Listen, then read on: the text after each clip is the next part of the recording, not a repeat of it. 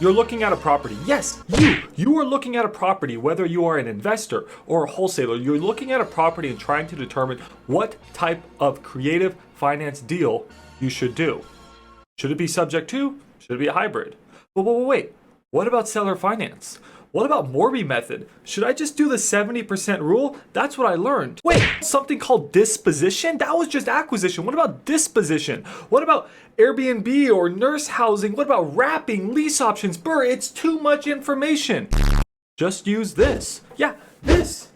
Just use this. I created a friendly flowchart to help you in your creative financing journey. We're gonna go through that flowchart today, but we are going to focus on the basics. But here is the thing. I'm not just gonna talk about these things. I'm gonna show you live on a real call right now. Hello, is this the owner of... Yes. Hey, how are you? My name is Max. I'm an investor. Hi, Max. How are you doing today, sir? Good. The reason why I was specifically reaching out was what caught my eye was that you guys bought this property, I believe, was it in 2021? And that's when Correct. Interest rates were really low. So did you lock in one of those low rate mortgages? We did. Congratulations on that. Stop. The first thing you want to do on any call is ask the most fundamental question of creative finance. Does the property have a mortgage? Look up here. If the property has a mortgage, yes, you think subject to. You don't think anything else. If a property has a mortgage, if it has a loan, you think subject to. Forget about hybrid for now. Just think subject to. If they say no, throw subject to out the window. Don't even think about it. Then think seller finance. For the sake of this video, we are focusing on subject to and hybrids. That means the property has a mortgage. There is a loan. So the reason I brought that up is that all around Texas, I look for homes with low rate mortgages. I take over the mortgage. I pay all closing costs, all agent fees, and I end up paying more for the property because I get a low rate mortgage. So that's usually how I invest in properties. Okay. And I'm sure you have a ton of questions off the top of your head, but that's sort of what I was thinking here is if I could come in, take over all your loan payments, again, cover all the fees associated with selling the home so you don't have to worry about that, and then I can probably purchase at a higher price than anyone else. Okay. Yeah. What do you? That's an option. Yeah. I'll have to look more into it and get Absolutely. some advice. So, Yeah, I'm happy to answer any questions. I mean, we do it all around Texas every single day, and it just makes sense right now with interest rates having doubled. You have an asset, right? That low rate mortgage, and everybody else that's coming to buy your house, they're not paying a premium for that, right? That interest rate's disappearing. I will give you a premium to take that low rate mortgage, so it's really a win-win. Yeah. Now that the conversation is rolling, you need to find two things out from the seller. You need to dig for this information. You ready? These are the two things you have to find. One, what is the interest rate on the mortgage? If the mortgage has a rate of above 5 or even 6%, ditch the creative finance deal. Don't consider doing a subject to. You don't want to take over that high rate loan. Don't do a hybrid. Just throw creative finance out the window. You can't do seller finance. You can't do anything. The deal is probably dead. Yeah, there may be some exceptions, but it's just probably dead. It's not worth your time. Really, if it's over 5 or 6%, just keep on going. Move on. Give them a cash offer. Use the 70% rule. Just give them a cash offer. You want to be looking for mortgages that are in the 2s, 3s, and 4s. That is your objective. So what you need to do is find out the rate on the mortgage. If you don't mind me asking, do you know what the rate is? Is it in the 3s probably? 2.75. Whoa! So the property in question has a mortgage and it's a really low rate. That means it's the perfect subject to, right? No. You need to find one more thing. What is their loan balance? How much more do they still have to pay on their mortgage? Or asked a different way, what is their equity? What is the difference between the purchase price and what their mortgage is? Why does that matter? Because that will tell you how much cash will have to come out of your pocket for this deal. Do you know roughly what your loan balance is off the top of your head? About 200,000.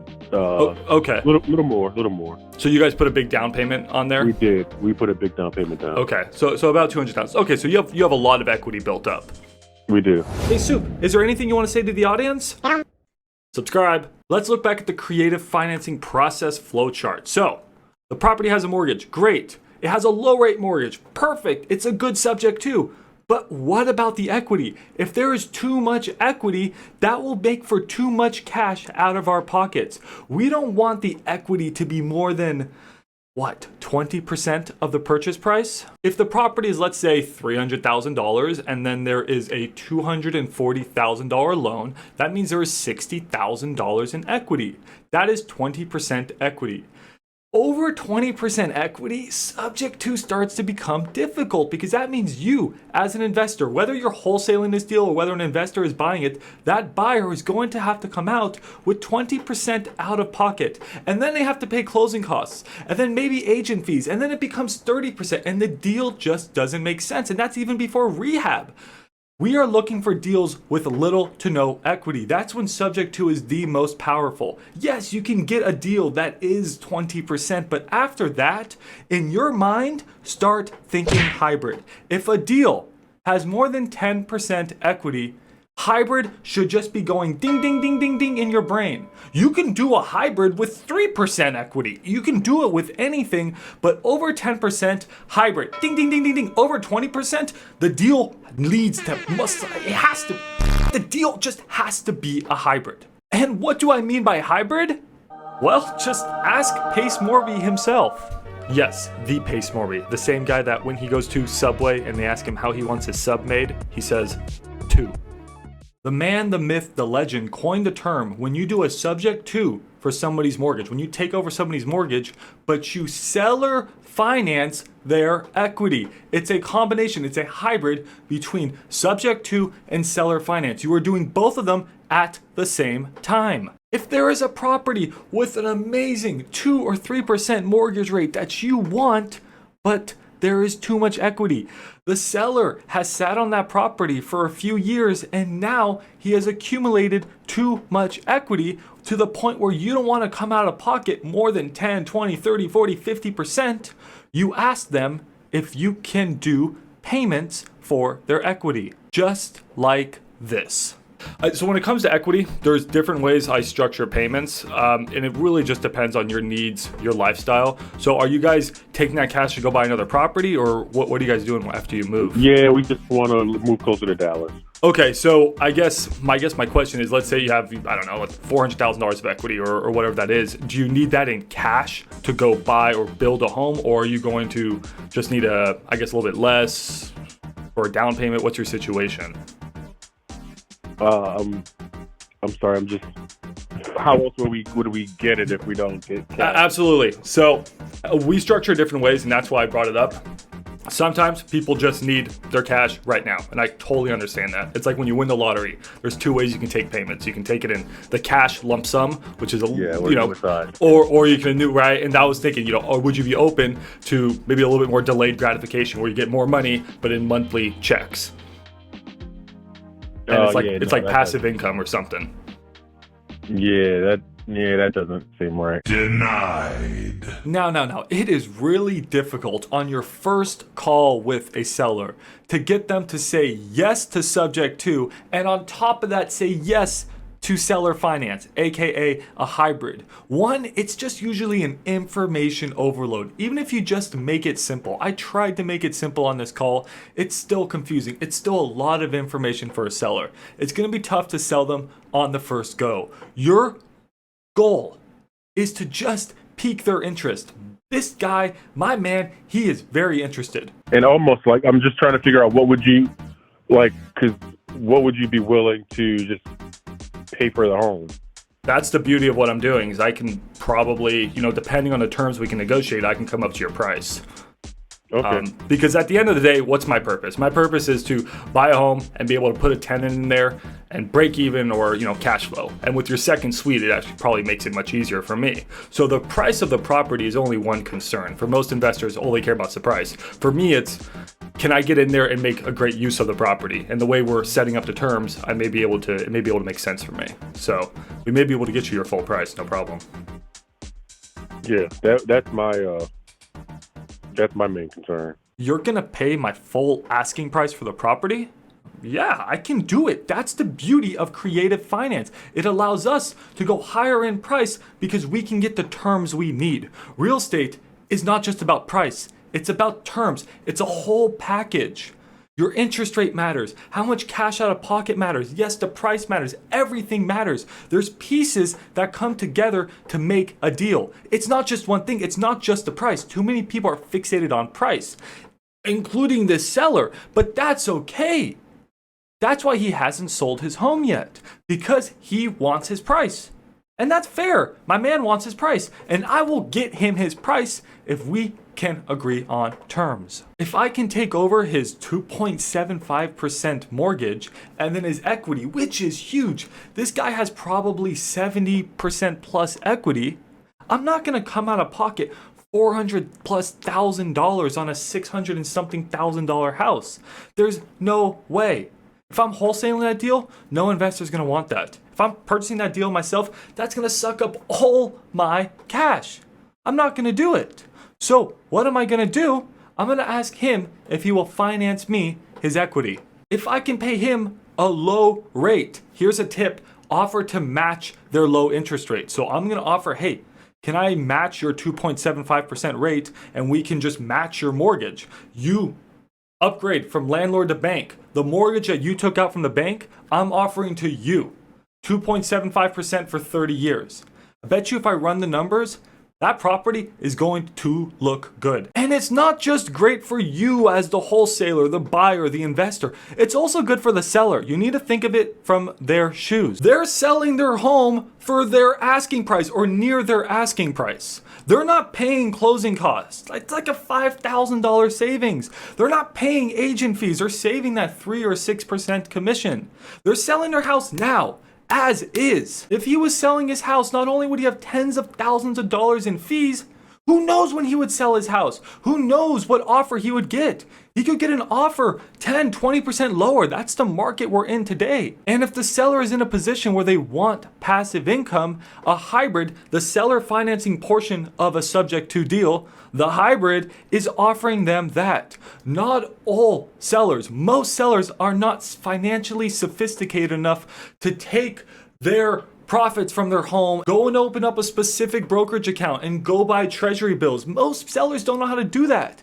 I got my MBA and I barely can do that. It's not easy. And then you're probably thinking, oh, but if you just put your money in Robinhood or the high interest savings account right now, you'll get more. You'll get 4 point something percent interest. For how long? How long is Jerome Powell going to keep the rates this high? At any point, he could drop rates back down. He may not do it for the next 12 months or so, but at some point he will. Interest rates aren't going to stay this high for the next 10, 20, 30 years. They're going to go back down to near zero. That's the way our economy works. That's the way monetary policy functions.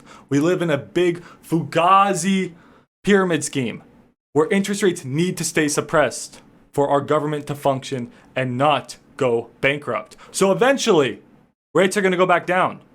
And these sellers will have 0% interest in their bank accounts. They may be like Europe and they will have to pay to keep their money in the bank. They'll have negative interest. What we're offering them today is interest. Checks every single month coming in on time, on the first, that is secured by the collateral of their property. What better collateral than the property that you know and love so well? If you default as the buyer, they get the home back. So, that was a long rant, but I hope you understand the benefits for you as a wholesaler buyer, but also the benefits for the seller. If you structure these deals properly, it will be a win for you and a win for the seller. Real estate can be win-win.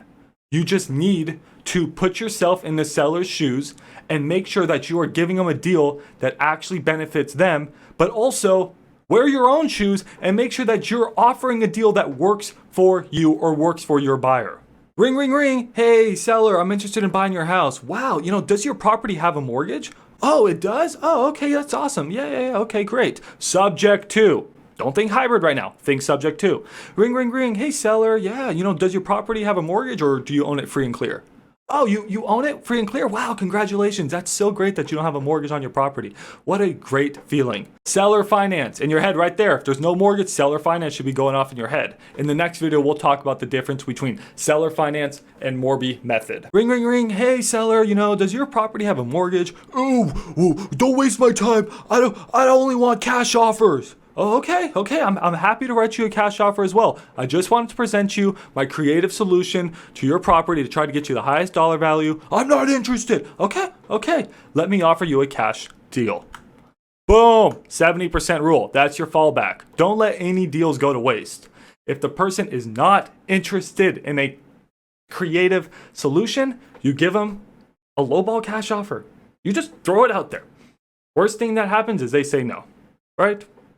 Rejection. Get used to it. And don't worry, in the following videos, we will cover disposition. We will cover what you do with a property once you have it. I mean, is this a rental? Should you keep it? Should you sell it? What are the benefits of each decision? Everybody, I appreciate you watching this video. Believe it or not, I am new to creative finance. So I am making all this content to not only help you, to help me. I'm learning alongside you. This is a never-ending journey. Every day I'm learning something new about creative finance, so I want this community to teach each other. I'm a real estate investor. I mostly do student housing. I'm a real estate agent in the Texas area, but above all else, I am a macroeconomics nerd. I love everything to do with economics, how the government, at the snap of a finger, creates and destroys wealth. The content you'll find on this channel will, yes, be about the economy and be about the housing market, but with a focus on creative finance and how you can take advantage of what is going to happen in the economy with creative finance. Thank y'all for your time, and make sure to subscribe to the channel, and I'll see you in the next video. Bye!